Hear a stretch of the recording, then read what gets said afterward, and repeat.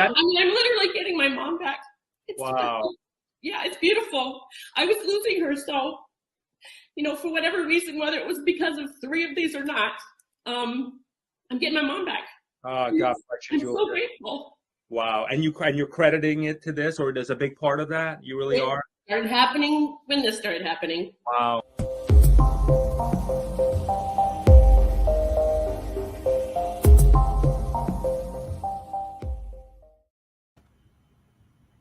Oh, hello. Good afternoon from me in the UK, and good morning to you, Sherri, in sunny Florida. First and foremost, we've got really exciting discussion to be having today. But before we delve into that, obviously the thoughts across the world have really been with Florida over the last week. How are you doing there, and how is everything with you guys? Yeah, well, thank you for having me back, and hi to everybody watching. And, we got lucky, Catherine, because we're in West Palm Beach, and the storm went literally right over us. So, in fact, a lot of people from Sarasota and Naples and a little bit north in Tampa came to our area for refuge. So, we had a lot of people coming over here. We still were cautious and spent days prepping, and, because you never know, those storms can change on a dime.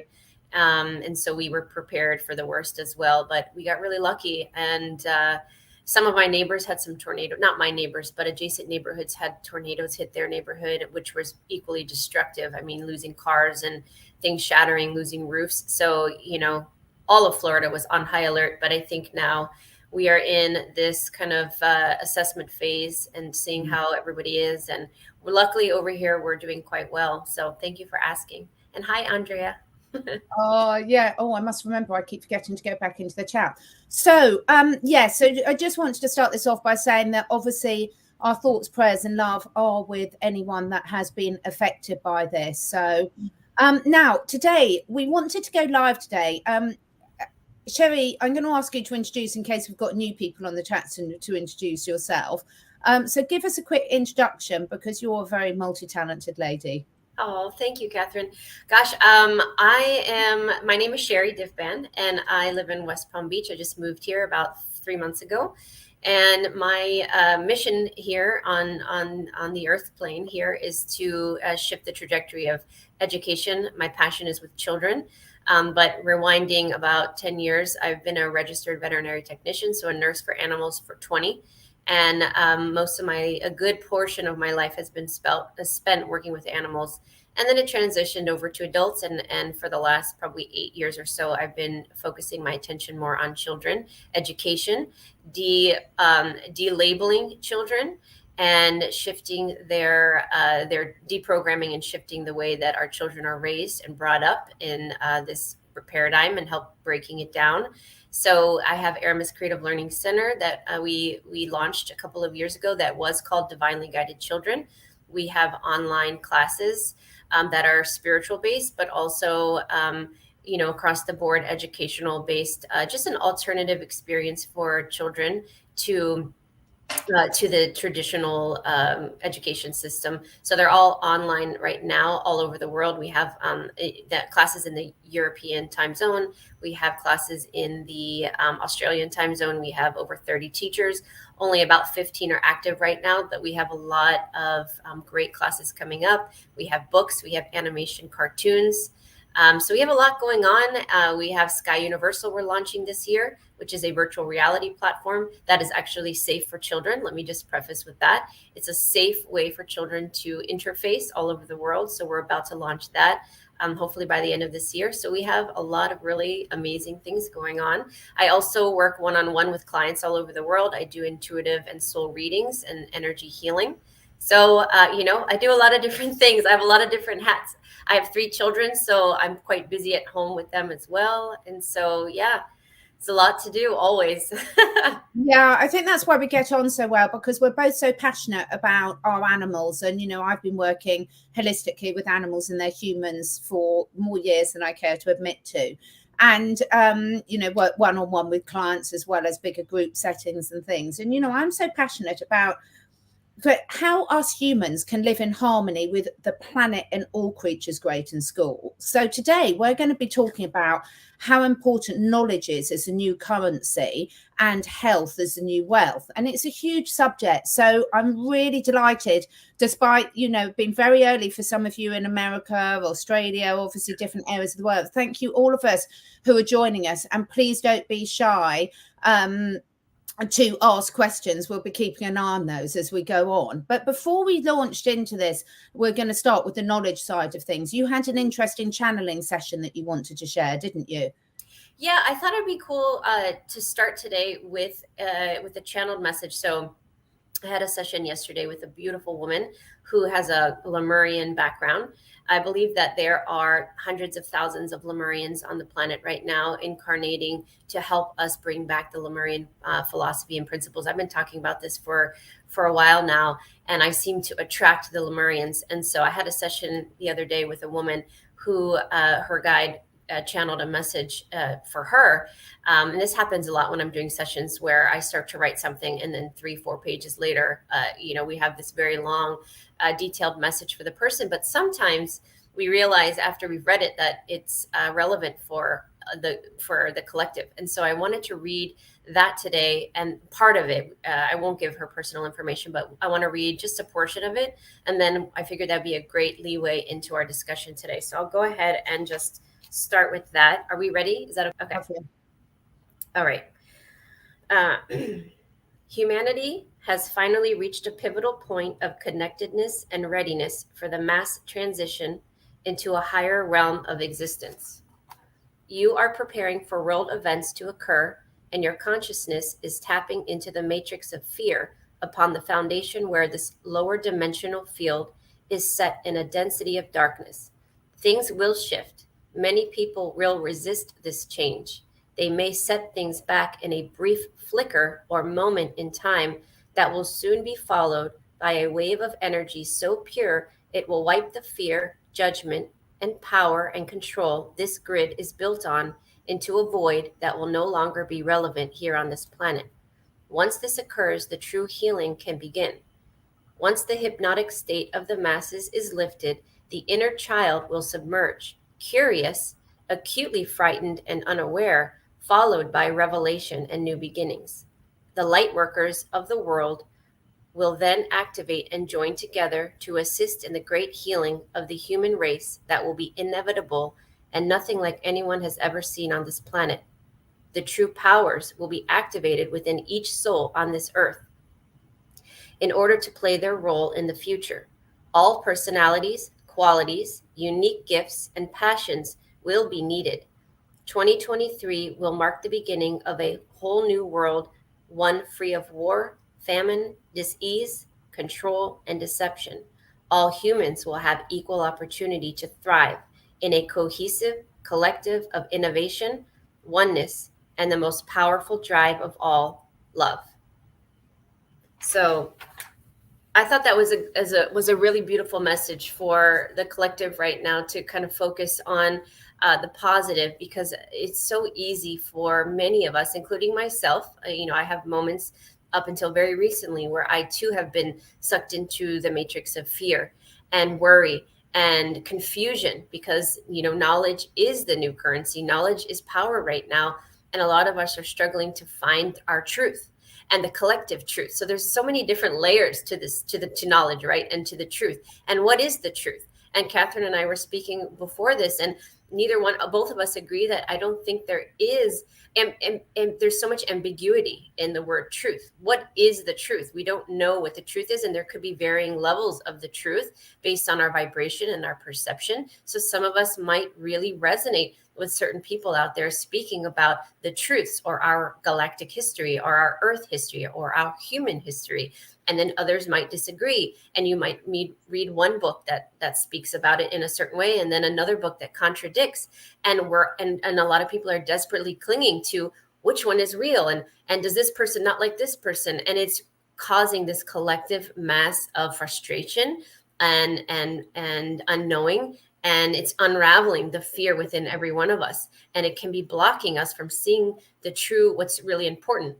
which is finding the truth and the knowledge within us, because we all hold the key to our own innate knowing. And that's really where the power is. So instead of looking outside of us, we encourage everyone to find the truth within themselves, what resonates, what aligns with your vision.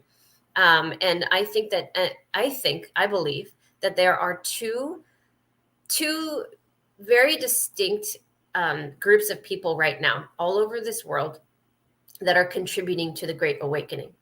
Okay, so there are the critical thinkers or the truthers out there. And those are the ones that are tirelessly for years and many of them decades of their life have been spent trying to tell the people to maybe not necessarily the truth, but varying degrees of the truth, and to encourage people to look in a different direction, look beyond the curtain, look beyond the illusion. So, those are the truthers out there that are trying to get our attention about the medical field, the political field. We won't name anything specific here because we don't want to flag ourselves, but you get the idea. So those are the people that may not be the most spiritual. And this is where the hiccup comes, because a lot of the spiritual community attacks the truther community because they are missing that spiritual element. But I believe that those people, that those souls signed up ahead of time to come in here and be the cognitive critical thinkers, the researchers that are not necessarily focused on the spiritual element, because that's not what they're here to do. They're here to help awaken people, to bring forward information, and they're not necessarily on a spiritual path, nor are they here to help awaken the spiritual element within the community.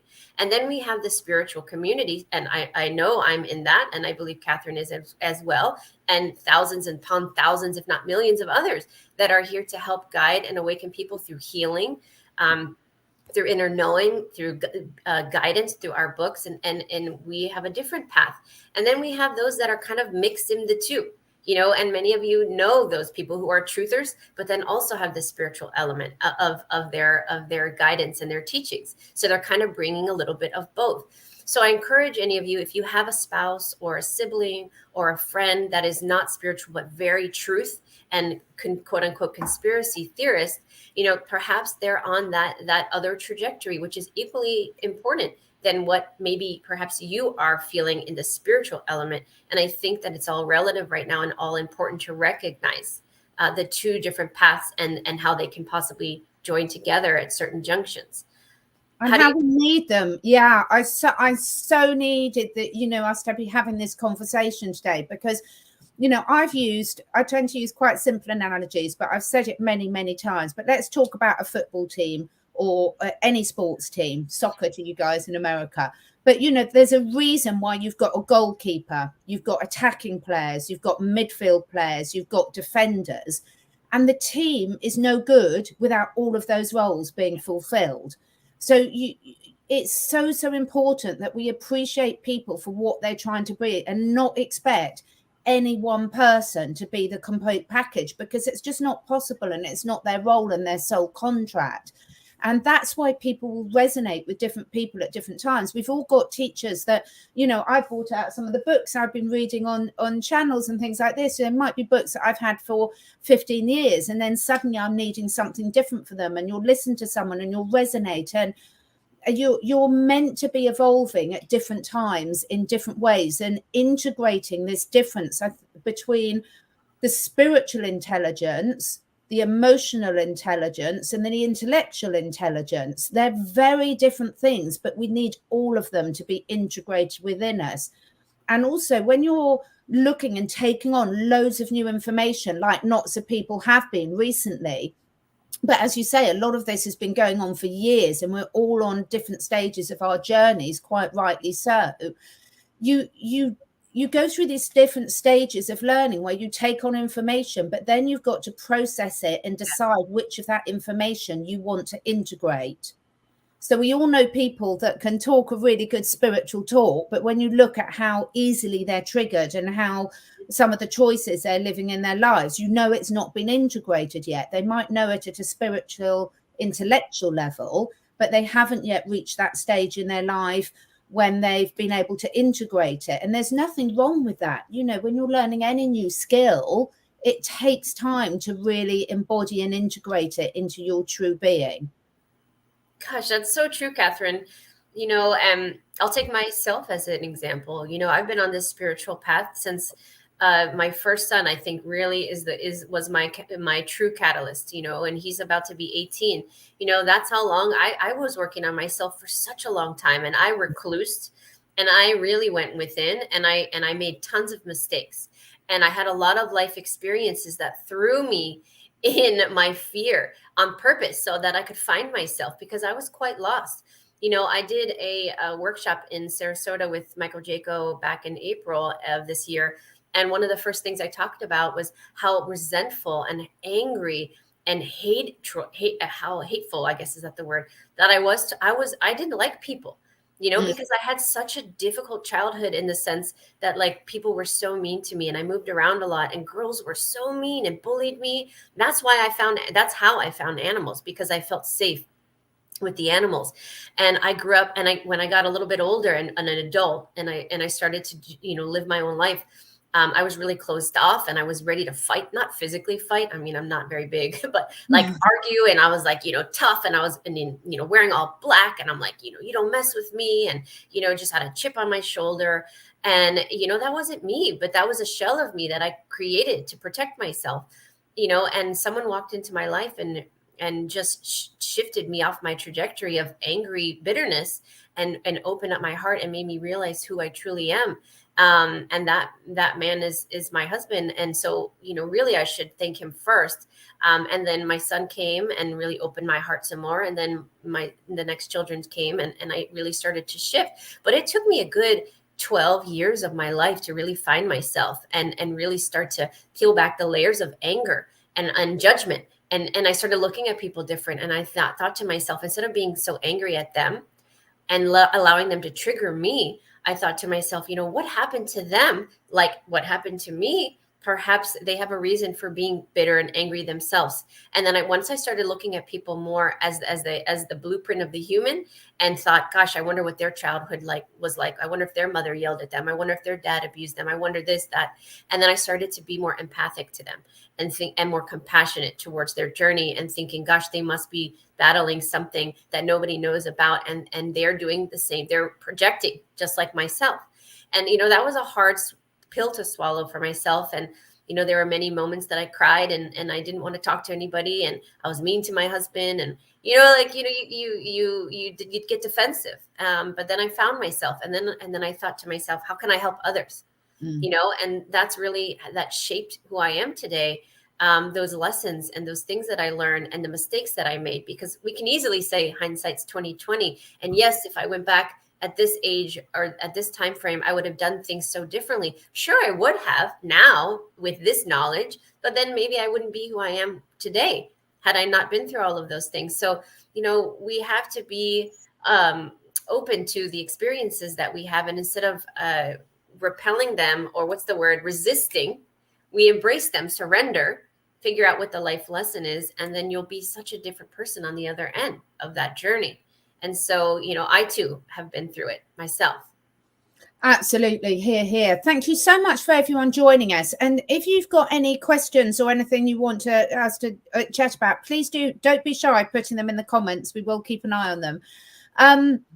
Yeah, there's quite a few things I just wanted to mention about that. And I think, it's really important that people allow themselves time to integrate. I think one of the beauties, we are using modern technology here, going live to people all over the world. And thank you so much for all of you joining us. I'm seeing, people from literally all over. It's amazing. Thank you.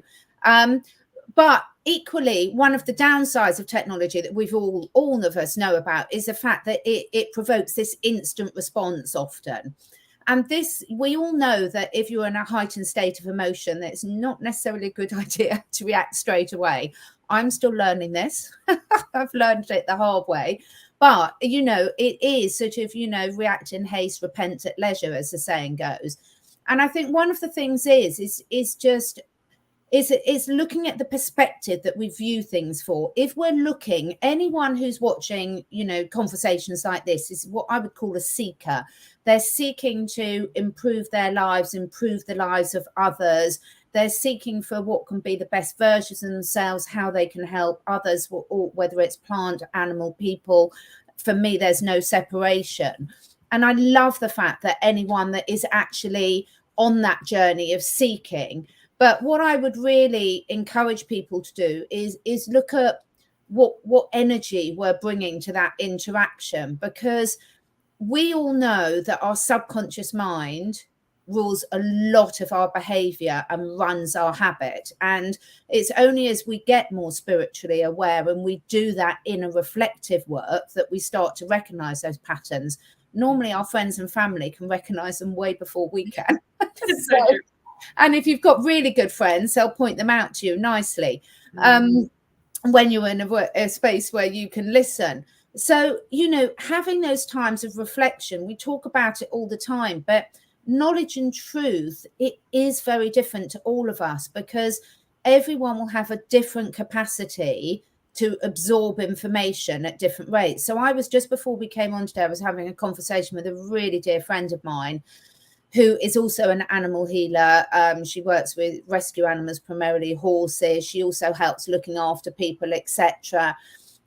She's the most, just an all-round amazing human. And we were talking about how difficult it is. She's got a lady that she's helping who's very close to the end of her life, and how difficult that was for family members to talk about and deal with, etc. And this is where, when you know yourself and you have been on that spiritual development journey where you're putting a lot of your focus looking inwards, and I'd love your opinion on this, Sherri, that it allows you to cope with those difficult decisions. Because when you've got a good self-awareness of what your skills are, what you're here to bring to the world, then it allows you to act in really authentic ways when the crisis points really hit. Yeah, true story. Yeah, absolutely. You know, and that's why the health is the new wealth is our other tagline for this particular discussion, because it really is the driving force and our operating system, you know, our consciousness. The more in tune we are with our intuition. You know, I had someone ask me in a class the other night. It was a brilliant question. He asked me, he said, Sherri, is our soul driving our body and telling it what to do, or is it our mind? And I said, gosh, what a brilliant question.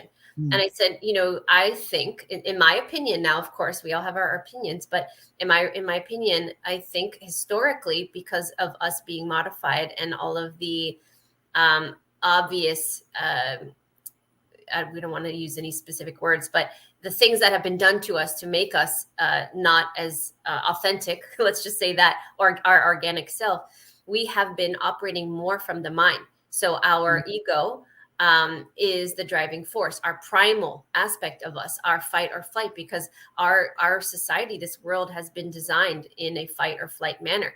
And we all can attest to that. We all are so stressed out about money, and we want this promotion and this job. We're busy. We have lists of things that we want to get done that are not even achievable. So we're already setting ourselves up for failure. We're constantly running. And then we wonder why we can't sleep at night, because we have so much adrenaline and cortisol running through our body, because our bodies are in sympathetic mode a majority of the time. And our bodies are not in homeostasis. Our bodies are not designed to be in this adrenal fatigue, right? And so we are losing ourselves because of that. And we need to shift over to balance and bring ourselves to more of that parasympathetic mode, where our dopamine and endorphins can flow, and we have that beautiful connection with our higher consciousness, and we can put the ego aside a little bit, because we need the ego. It's important. It has a function, but we need to tap into more of our creative aspect, our inner child. Our inner child is our driving force, that part of us, that aspect of us that like isn't afraid. You know, everybody remembers when they were a child, and most of us anyways, depending on your upbringing, we weren't afraid. We could imagine anything we want. It was like we were in our own little worlds, our own little realities. And with programming and being told no, and you can't do this, and you're not good enough, and us constantly being molded into who we've become based on validation and being told to do this, not to do this, do this, go this way, go that way, by our parents, our teachers, our mentors, our bosses, our friends, our spouses, boyfriends, whatever you want to call, whomever it is. And collectively, it truly shapes somebody, and then they lose themselves. And then I work with a lot of adults currently, and I have been for quite some time, that say, I don't know who I am. I've lost myself. I have no idea.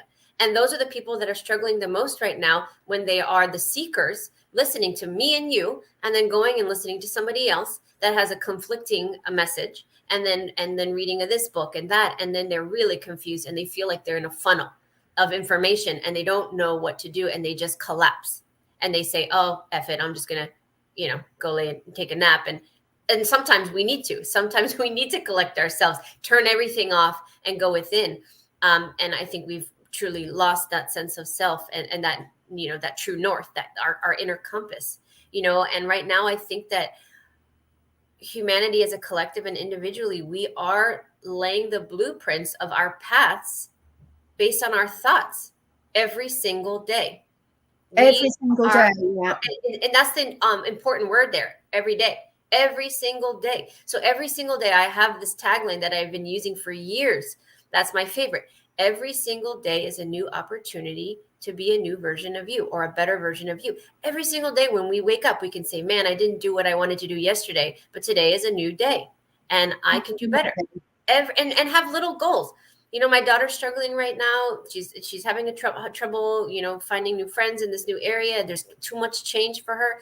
And she said, and she's crying last night, and she said, Mom, there's so many things. I feel very overwhelmed. There's so many things that I don't know, and I want to change. And she just kept listing things. I said, just stop and take a breath. I said, focus on one thing at a time. What do you need to do tomorrow? What is important right now? Don't worry about, what's going to happen next year, or when Aramis centers are going to open so you can go there. Like, stop worrying about that and worry about what's happening today and tomorrow. And I encourage everybody watching this to do that, because I do it as well, so that I don't feel overwhelmed and out of sorts. Yeah, absolutely. And I think, one of the things I would encourage people, a bit of self-promotion, but I've just done a series of which we're halfway through publicising with my friends Timo and Lance, and all looking at health and happiness, but the importance of the choice, and just keep reminding people. And I brought this up because of Paul's question on the screen, Sherri, that we're going to have a quick chat about.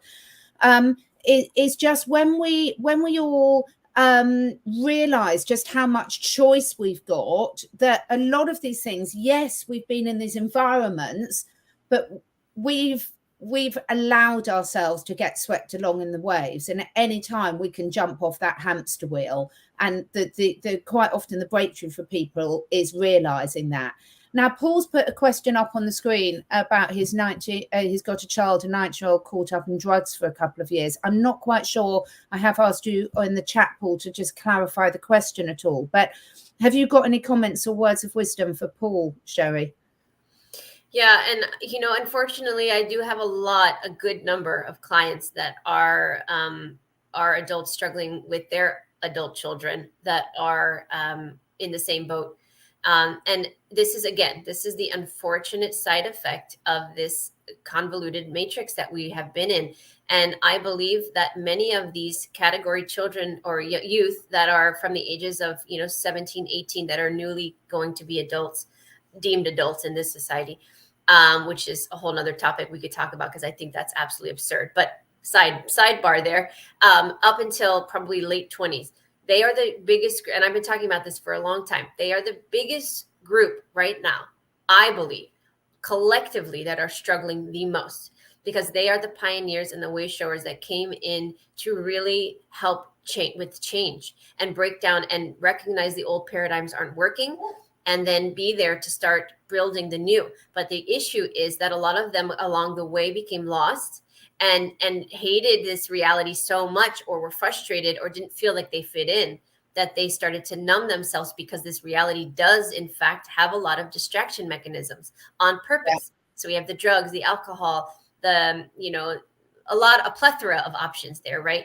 And they get derailed, and then what happens is they get almost comatose in the vibration that they're in, that these drugs bring them in. And then they attract other energies around them and other people that resonate in that same, because it's a resonance, it's attraction. So I feel for this group, because I know they're here to do wonderful, amazing things, but they've lost themselves. And many of them disassociate. You know, the soul does not like when an individual that it's the avatar is intoxicated or drunk. Not drunk, high on drugs and things like that. It does not like the way it feels. So it will disconnect or disassociate. And then we have the shell of the person walking around, which is why a lot of them can't get out, because they're not there. So when I communicate with the higher self, they say, I'm not coming back into that vessel until it's cleaned out, because it hurts me, not physically hurt in the way that we perceive hurt, but it is, it's in, what's the word? It's not cohesive anymore. It really, they struggle with that. So good news, to sum this answer up quickly, is I truly believe that the convoluted matrix is being broken down. The paradigms are shifting. The drugs and the alcohol and things like that are going to shift out of this reality, or shift in vibration, so that they're utilized properly. And everyone knows what I mean by those particular extracurricular activities, and people will be able to find themselves again. The souls will come back through, because the vibration on the earth, I mean, I don't think anyone can argue that at this point. The Schumann resonance is a clear indication that the frequency on the planet is shifting. We are raising in frequency, and most people who are on board with it, their souls are allowing more light in to the bodies changing, and suddenly, or it could be abruptly or over a period of time, those people that we're talking about, those youth, will suddenly start to be not interested in those things anymore, and they will start to come out of their shell. But we just have to give them time. And the best advice I can give parents is to I know this is hard, but to allow them to be on their journey and find their way, and just guide them as much as possible. But they need to find their way on their own, and they will. Most of them will. And if their soul is chosen to be here for another purpose and is not aligning with the ascension, there isn't anything that they can do, unfortunately, about that. No one can do anything about that. We can't make them. And so this is a very interesting in-between period, between point A to point B, old system and great awakening. But I believe that it's going to shift, because I can see it happening every single day. Yeah, I love that. I really hope that helps, Paul. And my just little bit of advice to add on to that, and it's the same old, but when parents, it's really, really hard. You want the best, you want to protect your children, whatever age they are. However, for me, we carry our energy with us. And when we keep going inward and doing that self-assessment and looking what energy we're putting out there, then that can be one of the biggest healers to help people that are struggling or going through journeys like this. So it's really, really hard, because you can't control other people, what they're doing, but what you can control is the peace that you can bring to different situations, and be a shining light and example, so that they've got that energy to balance off the other energies that they're interacting with. I want to give a big shout out to Janine, who's in New Zealand at 3:30 a.m. That is stellar effort there. Thank you so much for joining us. And also in the chat, please do look at people in the chat, because Linda Harmon's been coming up with some great ideas. Linda's been doing a lot of self-development work herself, Ho'oponopono, working with a therapist as well to help her. And this is just so wonderful to see what you've been doing, Linda, because good, she's been finding my podcast useful as well. But I think it's so wonderful to share in the chat what you have all been doing, because we're all going to go through the stages of next stage of development for ourselves, integrating it, which leads us on to Gina Marie's question here. Sherri, can you see that on the screen? Yes. So would you like to talk to that a little bit? Well, I'm curious how old your daughter is, because that makes a huge difference to how I answer the question. But so maybe you can follow that up in the chat. But I'll talk about daily routines and self-care. It's all about repetition. So I love that you're using the keyword daily, because this is a marathon. Our spiritual evolution and our ascension is a long-term commitment. It's not an overnight thing. There isn't a light that's going to come in and do all the work for us. And there's not a book that 8. Oh, perfect. Or not perfect, but thank you for clarifying. My daughter's 8.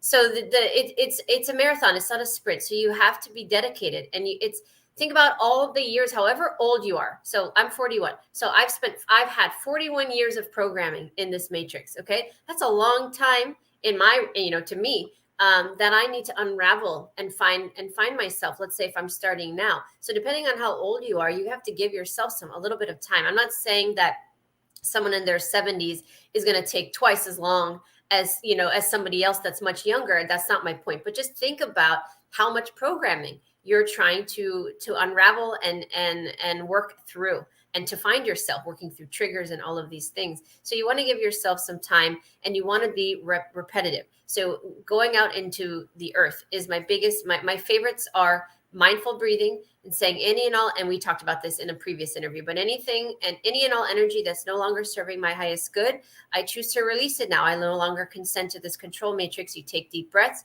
and you exhale really big. You belly breathe, hold it, and your intention is to let it go. That is the most basic but impactful spiritual hygiene that you can do every single day, along with brushing your teeth and doing all the normal things that we do to keep ourselves clean, and eating to keep our vessel going. We have to continuously clean out our energetic body and our physical body of the blocked energy that's within it. So when you're a parent, my biggest advice to parents is we have to work on ourselves, and the more you work on yourselves, the better parent you'll be. And I find myself yelling and losing my control and my patience with my children. And I realize later, man, that's my bad. And I tell them, I said, Mom, that's my bad. Mommy needed a minute because I'm dealing with stress and I'm dealing with something, and they're just being their authentic selves. And so I need to go and I breathe it out. I come back and I'm in a much better place, or I take a nap, or I go for a drive, whatever it may be. So to answer her question of how you can continue healing while protecting your daughter from all of this, is taking care of yourself is paramount. Really, you have to.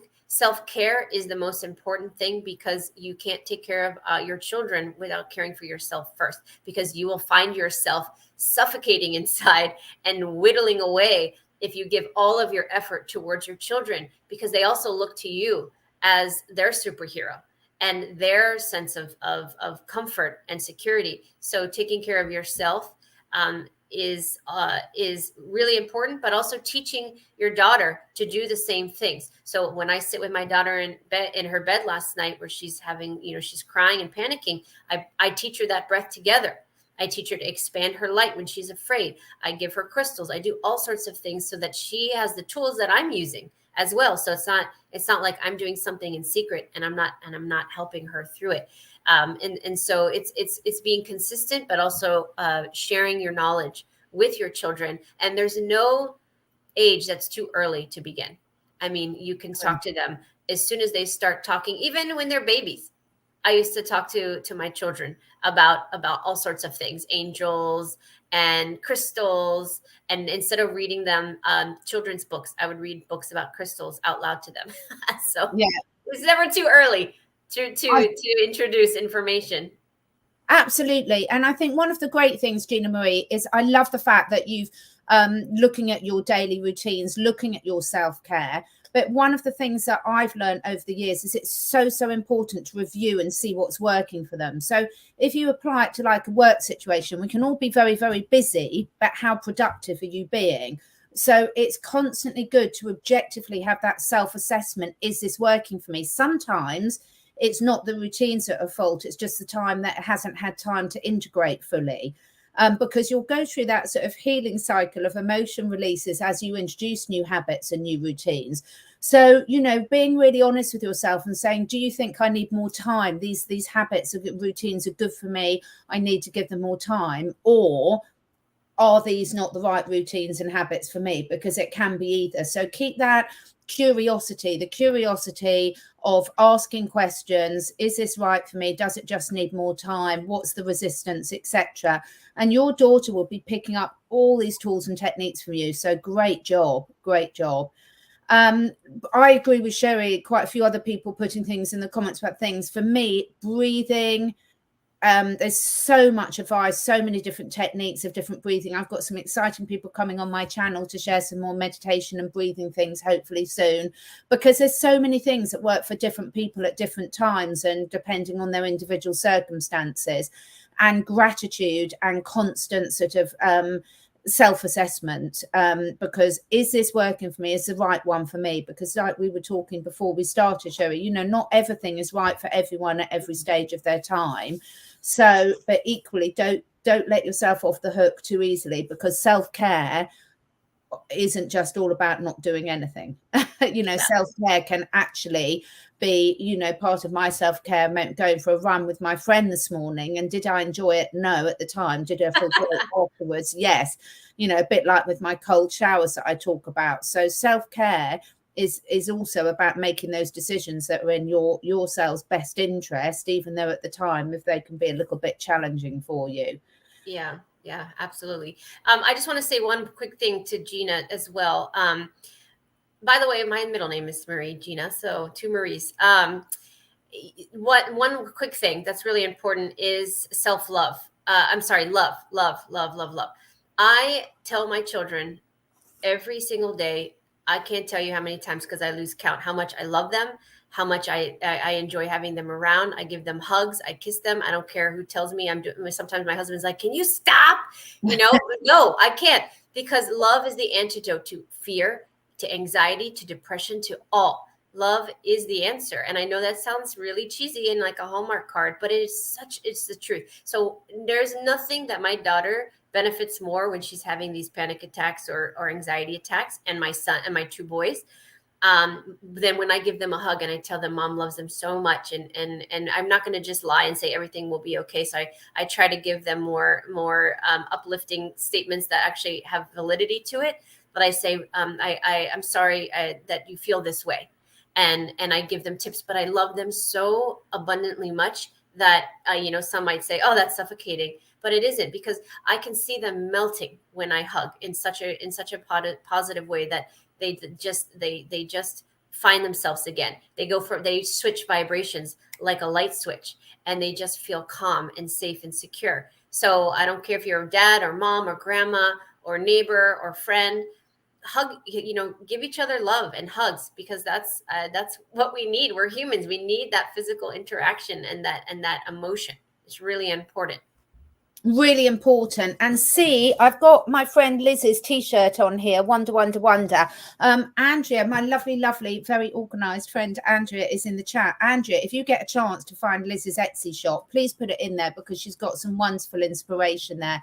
And I think love is in the answer. I just wanted to say, Cecile, thank you so much for that super sticker. That's very much appreciated.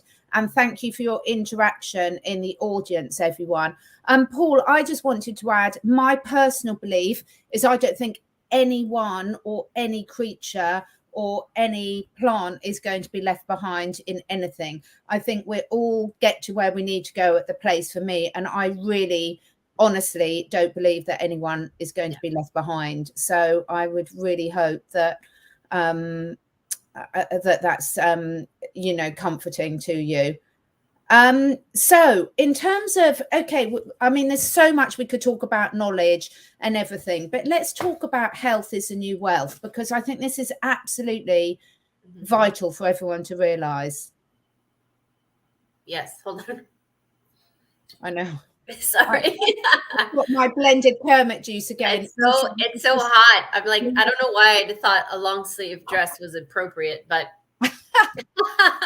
I'm like, you know, dying over here. But health is the new wealth. Okay, I truly believe this, and I've thought it for a long time. I truly believe this, because our consciousness truly drives the body.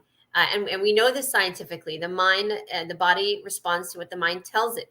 So, you know, our consciousness lives within every cell. Oh, I don't know. There was a huge loud sound. Sorry. Consciousness lives within every cell of our being.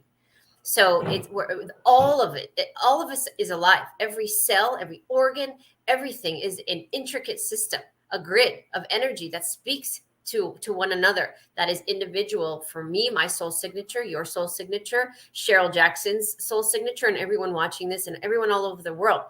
We're such an intricate, multi-dimensional system. And it's such a beautiful thing because we've been so focused this whole time because of the powers that were on the physical, the brain, the mind, that we have been disconnected from this whole other version of us, the light body. There is more to us than we can see and touch and feel. Many of us can't see it. It's the auric field, the energy body, the light body, whatever it is that you want to call it, is significant. And our spiritual, etherical blueprint lives and resides within that energy field. And so our health and our wellness is an integral part of this journey. And one of the Lemurian concepts that I was told the other day that they want to bring back are twofold. One, they truly have always honored the physical body as our temple. We need to honor our body as our temple. And that means we need to focus on what we're putting into it, what we're drinking, what we're eating, how often we're eating. I mean, I believe that's why I love the word intuitive. You can use it for just about everything. Intuitive eating is the future. No diets, no fads. Don't follow what other people are doing. You have to listen to yourself, and your body talks to you all the time. And it gives you very clear signals, both how you feel emotionally and energetically, but also physically, with the food that you put into it. You know, we got to get rid of all of the junk that they put into our meals, the dark ones, to make us in a low vibration and clog our pineal and all of those things that they've done and destroy the water, so that it's not actually nourishing for us. You know, so we need to regard our body as a temple and really care. What is that? Lovely structured water. This is structured water too. I have it in here. Yeah. I just sorry to interrupt, but it's so important. There's so much out there that we can do to help. And the guy that runs this company is just the most gorgeous being ever. That all that love goes into everything. So I highly recommend structured water, and we give it to my dog's a Doberman, so you can imagine how much water he drinks, and we even give it to him. We even give it to him, but you know, our body, we need to regard it as a temple. How we eat, how we think, how we act, the people that we surround ourselves with is important. And it is a choice. Maybe sometimes family isn't, but our environmental factors are important to consider as well. And then we have to respect Mother Earth as our mother, as our home, where we are. We're not going anywhere. I don't believe anyways, there are spaceships that are going to come and take us someplace else. This is where we want to be. This is a beautiful, vibrant planet. This is where we're supposed to be. So we need to embody that and take care of this earth and respect Mother Earth, but also utilize her elements that she so willingly is trying to offer us through animals, through plants, through the air, through the water. There are so many variables for our healing that we are disregarding because everyone is looking to the stars right now, because it is somewhat of a fad. It is important, but we also have to recognize what's underneath our feet, which is this beautiful, intricate web of the earth energy grid that is so healing for us. And that's why we need to be outside. That's why these cities were designed to pack us in really tight and dense with no trees and cement that suffocates the earth from breathing. All of this is a design to keep us close together with walls and lack of trees and nature. So we need to go out of that and go back into nature and reconnect. You know, you guys can't see, but in front of me, I have 3 beautiful windows, and I look into forests and trees all day long when I'm sitting here working with my clients. So I can't be outside, but I could see. Catherine has beautiful windows all around. I mean, you could see there's trees everywhere. You know, not everybody. My ponies and guinea pigs and rabbits and dogs and cats will be outside, let alone the wildlife. Yeah. Exactly. It's so respecting this earth is really important. It's a big part. So taking care of our body, but also taking care and respecting where we live on this planet right now is extremely important. It's so important. I really want to sort of build on that point, because the thing is, if we believe, and not everyone has to believe this, but let's just say for the purposes of this conversation, if we believe that we've chosen to be here right at this time, then we've chosen to incarnate in a body. And if you don't look after that body, then what message is that giving to your soul? And every choice that we make every single day, and it doesn't matter what budget you're on, you can bless your food, you can bless your water, things, but every choice that we make of where we spend our money, where we put our energy, where the focus is giving a feedback to our planet, our world, the ether, the divine matrix, whatever you want to call it, God, in terms of what we want moving forward. So those little choices are really, really important. So I would just say it's not about us being perfect. It's not about us never eating something that we might perceive as a bit naughty. But if you eat something like that or drink something like that with gratitude, I promise you it will have a very different effect in your body. I just wanted to mention a few of the questions, Sherri, before we move on. First of all, from Cheryl, I love this. I'm just going to say my bit and hand over to Sherri. The fact that you have raised a 14-year-old girl who's showing her rebellious sides now, what an amazing job as a mum that you must have done.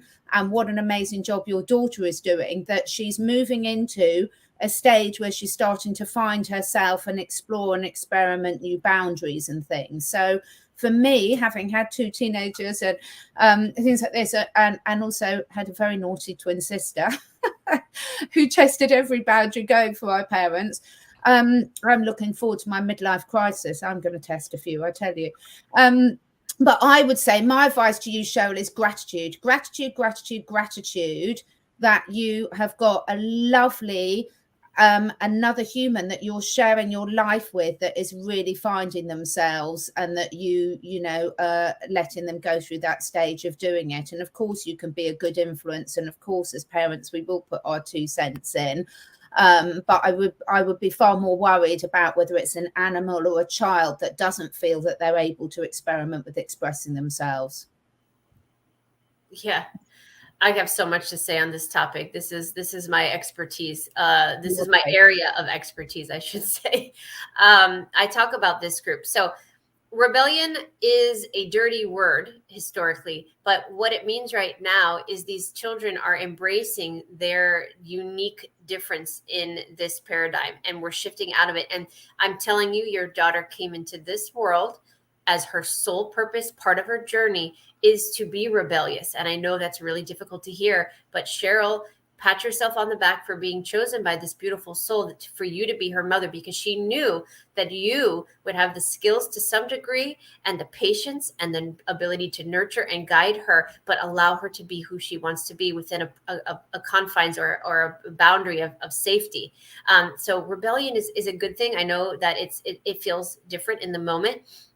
But we have a group also, which I keep saying I'm going to talk about, and I haven't had a chance to, but there's a large group of women, girls on this planet, females, that have come in the Artemis group. And this group are soul fractals of the essence of Artemis that are here to embody the divine feminine. And they're very powerful.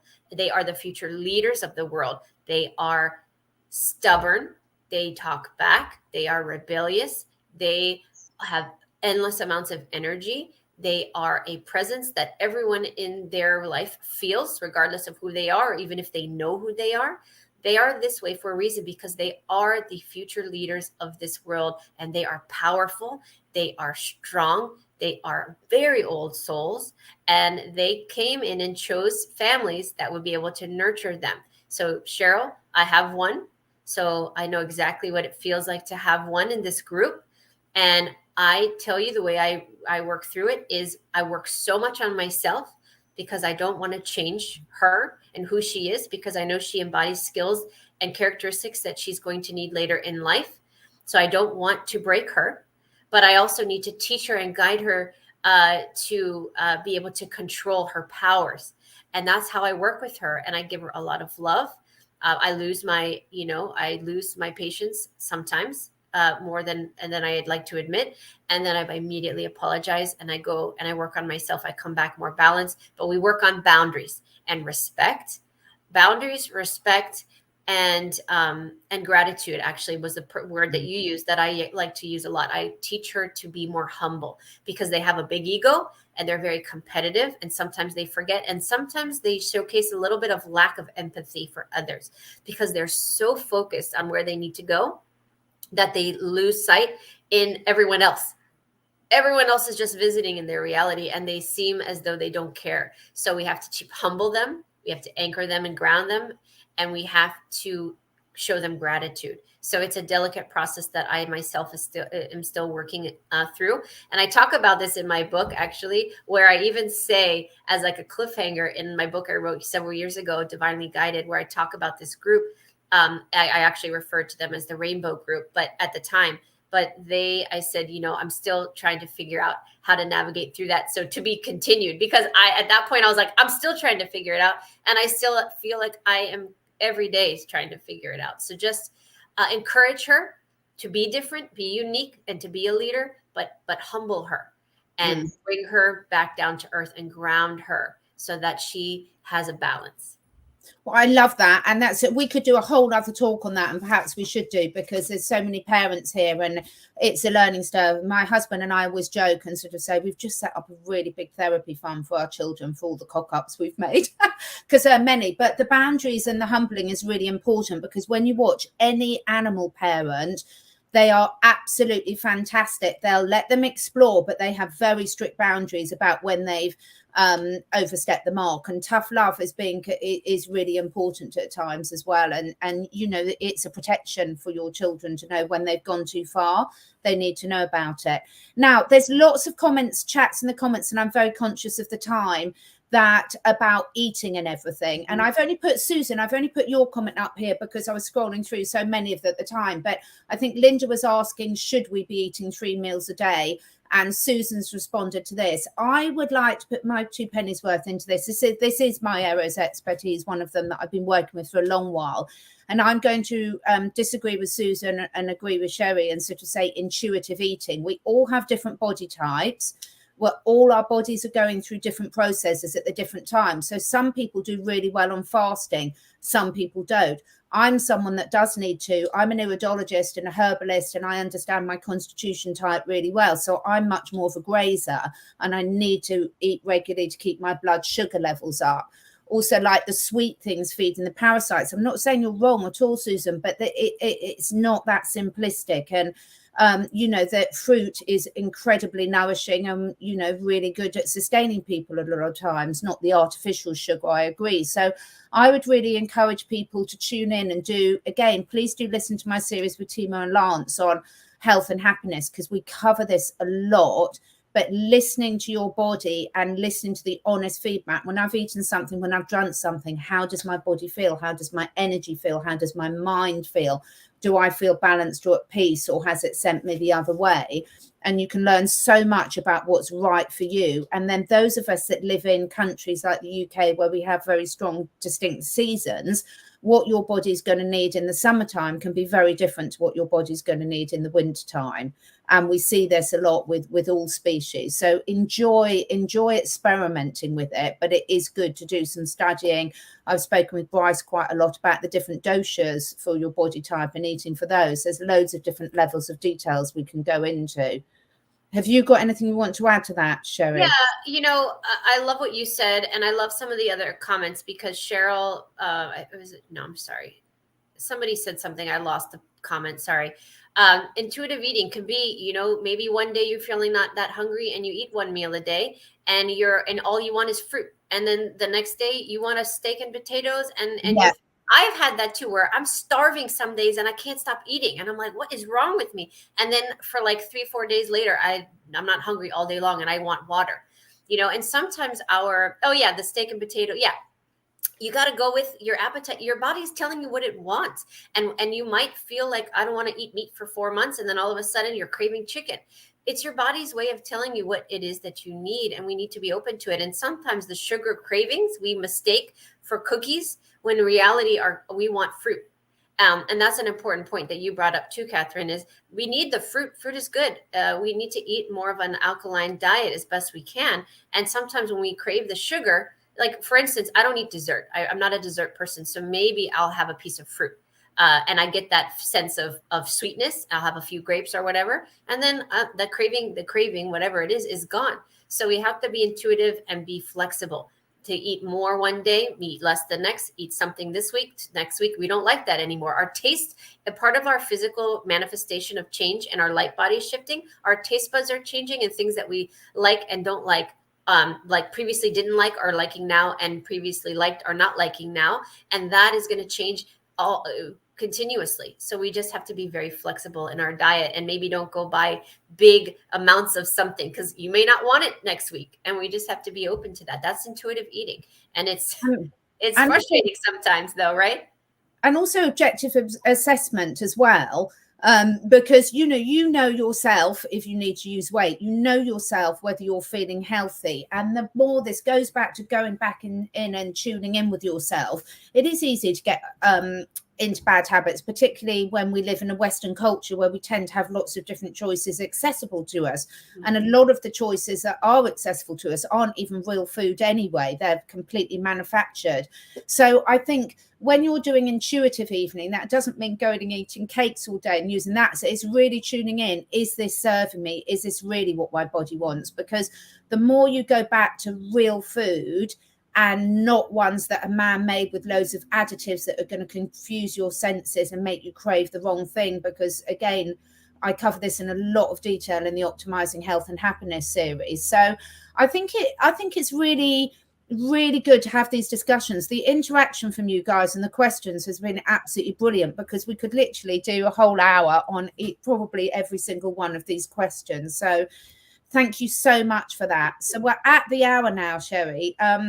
Really, really good interaction for everyone. Is there anything else that you want to finish with before we leave everyone? Well, I want to also have a chance to say thank you to everybody that interacted. This is fun. We should do more lives. I used to do lives all the time, and it's really nice to be able to interact and read the comments as they're coming in and answer questions. So thank you for everybody. I mean, I know the times are all over the spectrum right now where you're living. But one thing that I've implemented in a lot of my own videos and other interviews lately, which I'd love to do today, is I think we should end with what we're grateful for. Gratitude is so paramount right now. And so I just want to say that I'm grateful for your friendship, Catherine, and knowing you and being introduced to you a while back. And I really, really enjoy these chats. So I'm grateful for you. I'm grateful for all of those people in Florida that have survived through such a horrible event and have family and they're rebuilding, and the community that's coming together. And I'm so grateful for everybody watching this. And so, Catherine, what are you grateful for today? I am so grateful for your friendship, and I'm so grateful that the opportunities that life is giving me. I'm really, really grateful for every single person that's given their energy to interact with us today, because I think that's added so much. And Sherri and I would really like to come back and do more lives, because we love this interaction. So even anyone who's watching it afterwards, please do leave comments if you would like that. And I'm extremely grateful for all the lessons that I've learned over my 54 years of being here in this current body, because I have reached a stage now where I can really appreciate the learning of the lesson stage, which I couldn't say when I was younger that I was appreciating that lesson learning a lot. But I'm very grateful for also the balance that we found ourselves in a time. I just want to say I'm so grateful for being around at the moment where we've got the time where we're able to balance the sort of ancient wisdom with the modern technology, so that we can have discussions like this, because a lot of us are in perhaps areas where we haven't got friends that we can go around for coffee with and have an open and honest discussion like this. So I'm really, really grateful for that. And I'm very, very grateful for my family, 2- and 4-legged. Yes. Yes. Thank you so much, everyone, for joining us. We would love to hear. Thank you so much for Andrea for putting the links in the chats, for everyone for their comments, and anyone watching this either on the live or afterwards. Sherri and I would really love to hear your suggestions of what other chats and discussions, because when we're having these conversations, we're having these conversations as two friends talking. We're not pretending we know anything. We're just sharing different perspectives to hopefully trigger different things in a good way and different people to say, oh, okay, that might be useful, and hoping that everyone can at least get something out of it that can help them, really be the best version of themselves. So thank you so much, Sherri. Love these chats. I could talk to you forever. Yeah. Thank you guys so much. Thank you, Catherine. And until next time. Yeah. Take care. Bye, everybody.